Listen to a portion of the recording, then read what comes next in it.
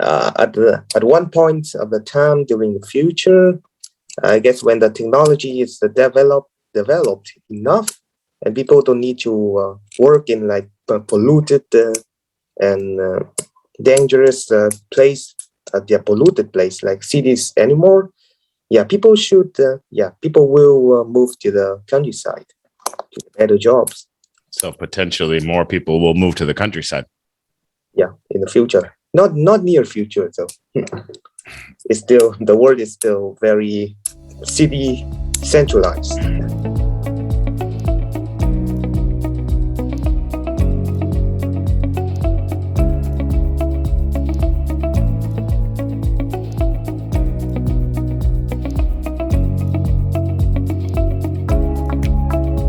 Oh, it's been a long time since the last breakout room. We meet again. Yeah. I told you we would. Yeah. How'd you study? I also told you. Yes. What? How did your studies go for did you do your entry test yet for high school? No, it's still like 3 months. Oh, 3 months from now. Oh, okay. Yeah. All right, fix your camera, yeah? Put your head to the top of the screen so this text doesn't go through your face. There we go. That's a close-up. Good. And tomorrow is my exam for the mid-second term test. The second midterm? Yeah, the second midterm. A second? So we have the first, the mid-second term or something like that. Well, how many terms do you have? You have 2 or 4 terms in your school year? Two terms. So you'd have midterms around January, usually? No, that's the end term of the first term. Right, but you only have 2. So you have 1 term, midterms, and then the second term, and finals. No, I said that this is the midterm of the second one, the mid-second term. So we have the first term, we have the end first term. Then we have the mid-second term. Then we have the end second term. Yeah, something like that. So we have 4 exams for 2 terms. Yeah. Okay, so wow, and then it would be like 4 terms. Then if you have 4 different sets of tests, then you'd have 4 terms, like most schools. All right. Well, yes, it's been a while since the last time. Last time was Interest 38, the final test. But I know that you're joining. You're going to join the last one, the Interest 40 next week. So I thought it would be a good idea to do the test anyway. So let's do it. Yeah. Yeah. Back to the ground. Let's get started. Yep.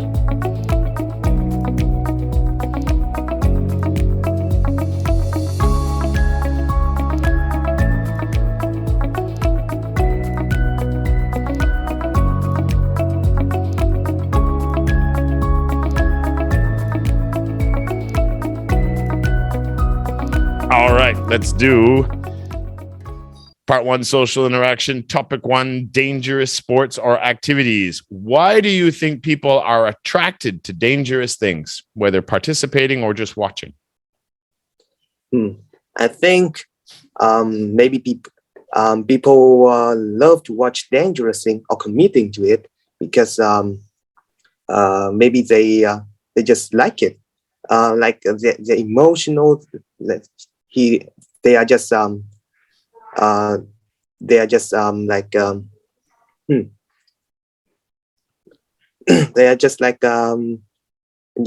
sport is just grow on them. Grow on them. Yeah. Some sports can grow on you. Once you watch it more, you get to know some of the people in it. Yeah. Most teams maybe like that. because people have the talent, so they just commit to the dangerous sport to get fame, to get money out of their talent. Yeah, something like that. The adrenaline rush. Yep. Okay.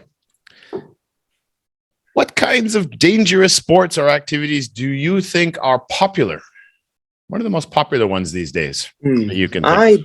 I don't know much about dangerous sports because I'm not watching it that much. But I guess maybe it's mountain biking.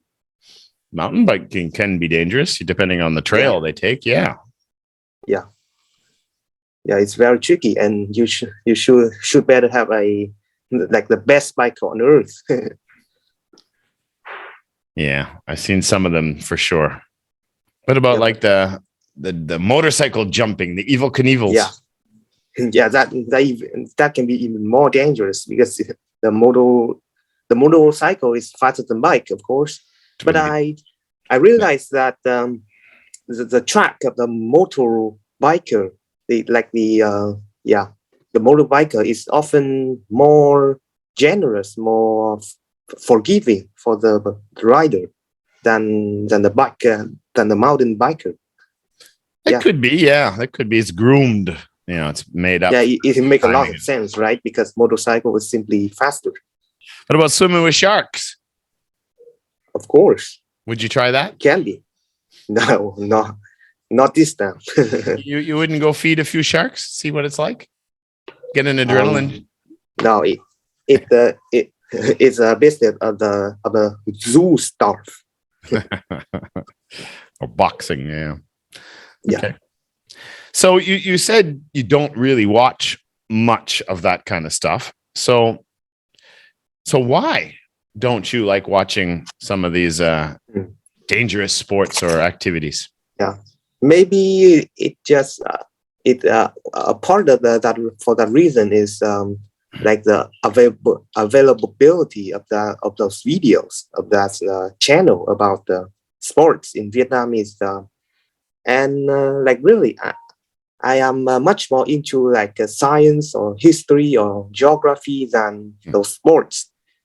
I'm not even into regular sports, let alone the dangerous sports. Okay. So you never watch boxing or bungee jumping, parachuting? Never seen any of those on YouTube? Not really interested? Yeah. Okay. No. Good. All right. We're going to go to topic 2.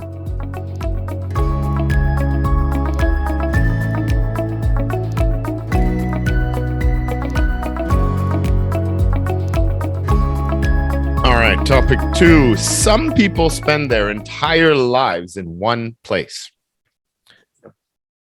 Why do you think some people do this? What are the advantages or disadvantages of doing that? Yeah, about the part of why do people do this? Yeah, why maybe do they? Because they're just simply very poor, like in the medieval time when most of the population is pretty poor and uneducated, and they just live their whole life in their hometown for their whole life. So you think some of the reasons could be lack of education? Yeah, lack of education, maybe lack of relationship between maybe your entire relatives and cousins are in that place. So you just are not moving around a lot, and it'd be very family oriented for sure. Yeah. This thing is reduced a lot in the modern day compared it to the something like medieval time or colonial times or something like that, because the cities are now growing more and more, and people are more attracted to those cities, to that to that convenience, to that job, to those jobs they can get to improve their life. But I mean, like today, like not medieval times or anything like that, because of course then it would have been extremely dangerous. Right? but now, of course, if you wanted to finish school and go live in Ho Chi Minh, no big deal, right? Be a little different. But yeah, of course, as time goes on, nowadays, it's totally doable. But go back a few hundred years ago, and it's not a very desired idea. Yeah. Okay. 2. So for yourself in the modern world, we're not going to go in prehistoric times where you could be eaten by a saber-toothed tiger on the way to another village. Or woolly mammoth. Or a woolly mammoth. In today's world, which would you prefer? Staying in one place or moving in search of another place? Yeah, I think moving to another place is always better, because like I am doing that now. I am every weeks I am, if not because of COVID, I will move to Halong City to to get a class about math. Yeah. Okay. In Halong City. That's a long drive. That's over an hour, isn't it? From your house to Halong City? If you drive fast, it's just about 45 minutes. Okay. Not too bad. Yeah. Still far. It's like 40 kilometers plus. Yeah. So when I'm grow up, I will be more like into that city hopping thing. Because it is fun when you're in your 20s. It is a lot of fun when you're young. That's for sure. Yeah, when you're young, you want to explore the world, to seeking opportunities. Yeah, so to improve your life, or just simply entertain yourself, something like that. It's true. And then when you get to the older group age like myself, then you want to move to the countryside. Yeah, and stay there forever.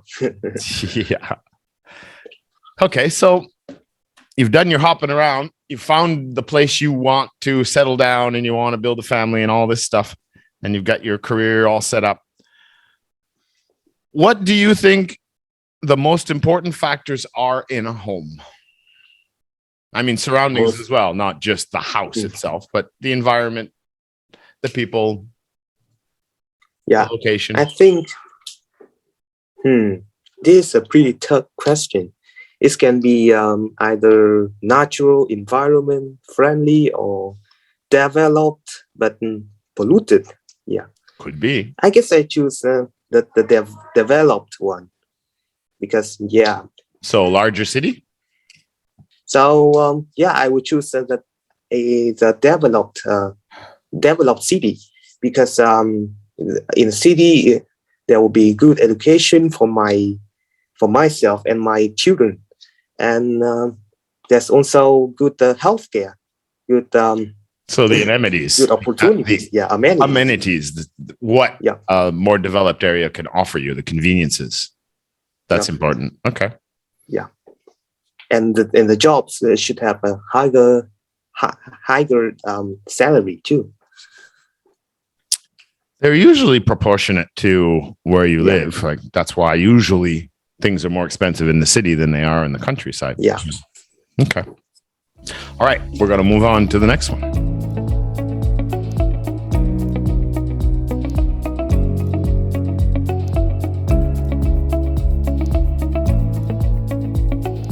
Part 2, social discussion.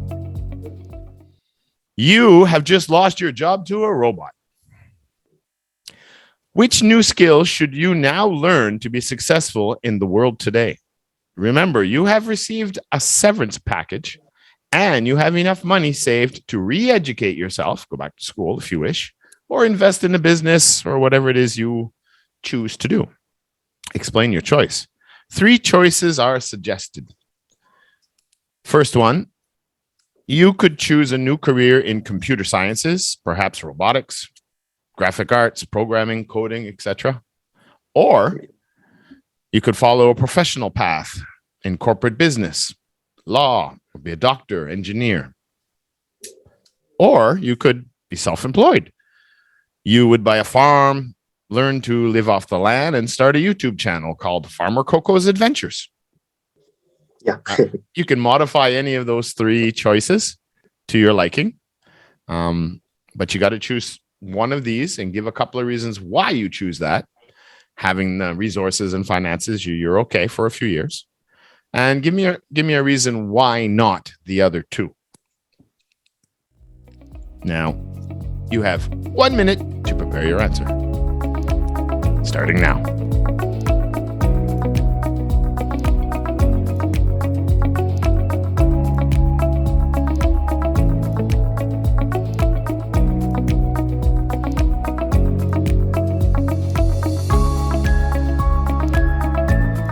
right, Mr. Coco, time is up. Right. What have you chosen? Maybe I chose the business part. Yeah, it's still like a 50-50 answer, like something like that. Yeah, but I guess I choose the business one because like businessman is cannot be replaced by robots, right? Yeah, critical thinking. It will never replace a businessman, the robots. So yeah, I choose the business because it's uncontested with the robots. Yeah, and it's still like a 50-50 answer because the business is like high risk, high reward kind of jobs. Yeah, so you should whether you should be careful or should be risky, it's up to you. Yeah, something like that. Yeah, and the other two, I think. Okay, so hold on. So you would choose the professional path and study business, and then the first reason is because it would be uncontested to compete or to be worried about a robot taking over your job. Yeah. But what would be the second reason? Saying that risky is not. It's not really a reason to choose. Rewarding. It's rewarding. Oh, it can be much more rewarding. Okay. All right. Yeah. So why not the other two again? About the robot engineering things. I guess technology. The technology. At that point, because I was kicked out of the company because of robots, right? Yeah. It should be the robotics, the technology at that point should be pretty damn advanced. And those robots manufacturer or scientists or someone like that should be pretty advanced. And like they should like be spending their whole life studying for that. If I'm not, it's really terrible for me because I'm spending a lot of time, spending a lot of time learning about robotics. So basically, you're saying like if to go into the technology, like let's say robotics, for example, that you're going to actually build the robots, you're saying you would have a disadvantage because you haven't spent the most of your life in that field already. You'd be too far behind the curve. Is that what you mean? Too hard for you to catch up? Is that what you mean? Like it depends about my IQ or my learning. You have to have an interest in ability. It, for sure. Yeah. I guess my learning ability is not. It's not enough to fulfill that task. Yeah, so I'm not sure choose that. Okay, we gotta move on. Yes, go to the next one because we're way too much time. Okay, so the last one, why not self-employment or entrepreneurship? Self-employment because it's also pretty contested at that time because the technology is also advanced, right?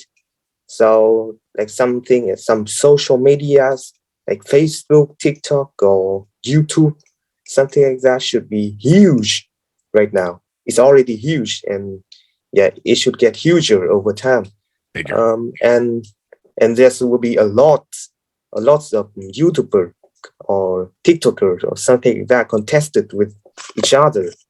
And I don't think my humor. Not go into YouTubing. Yeah. Okay. Yeah.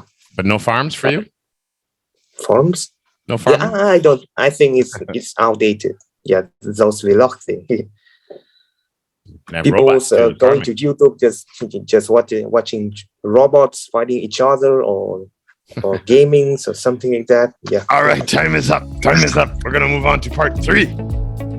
Part 3.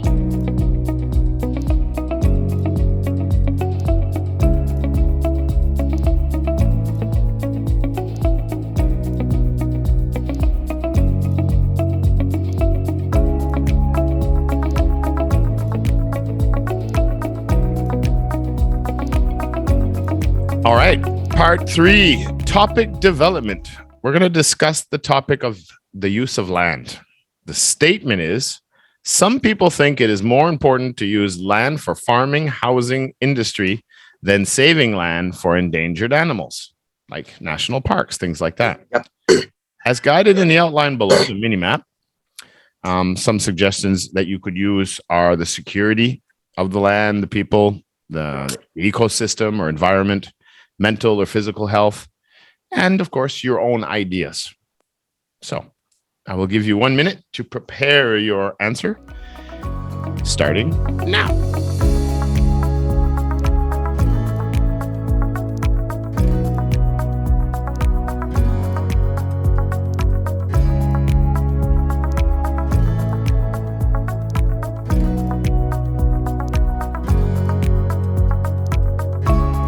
Your time is up, mister.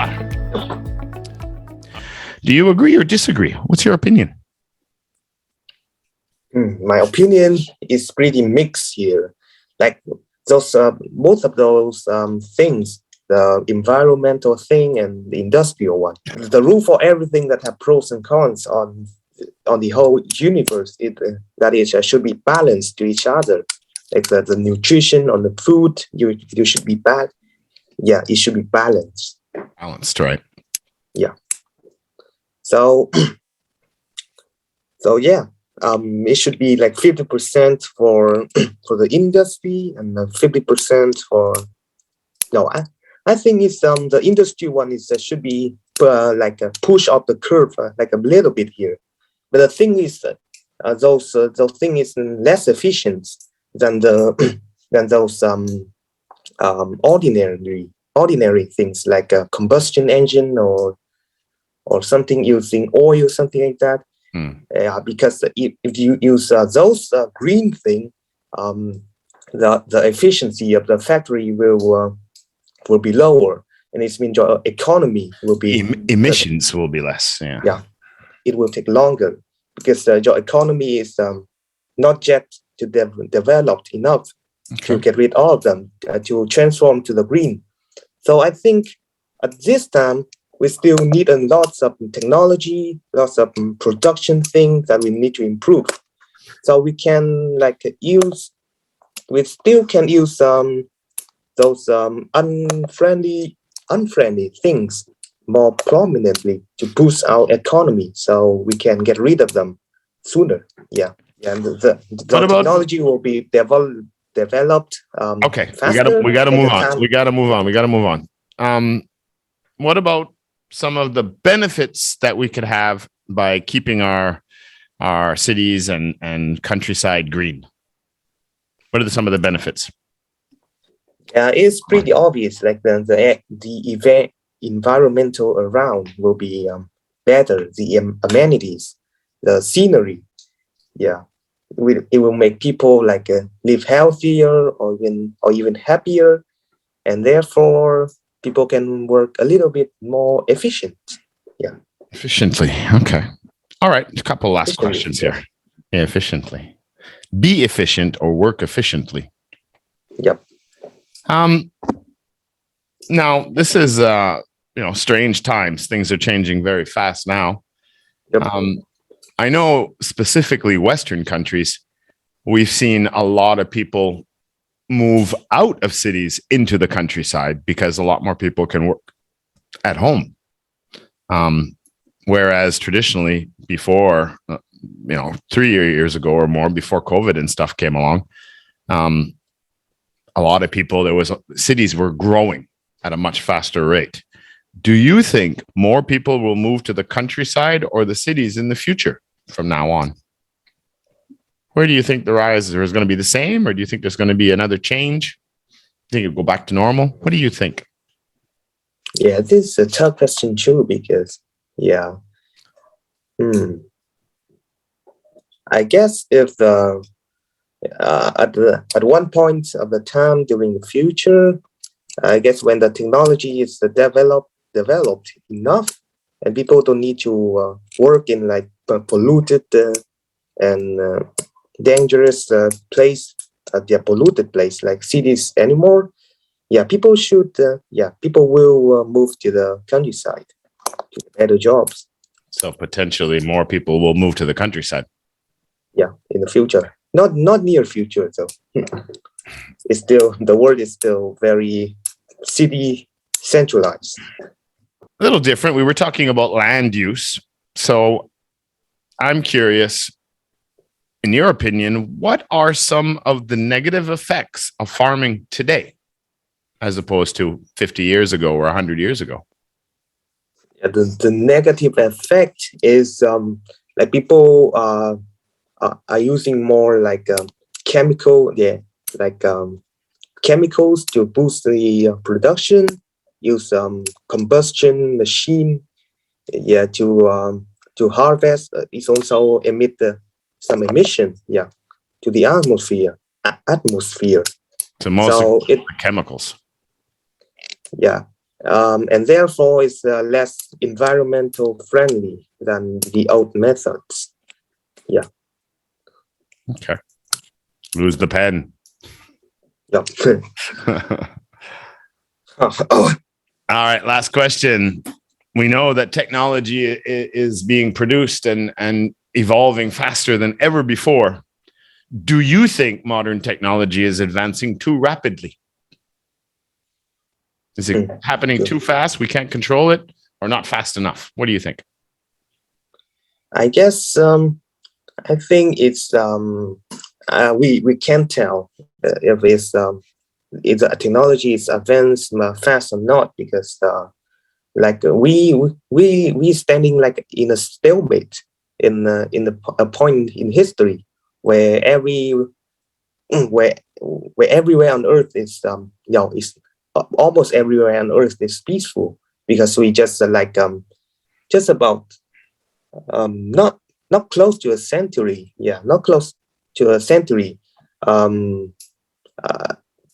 after the previous big war, the World War II, or like Vietnam War for Vietnamese, something like that.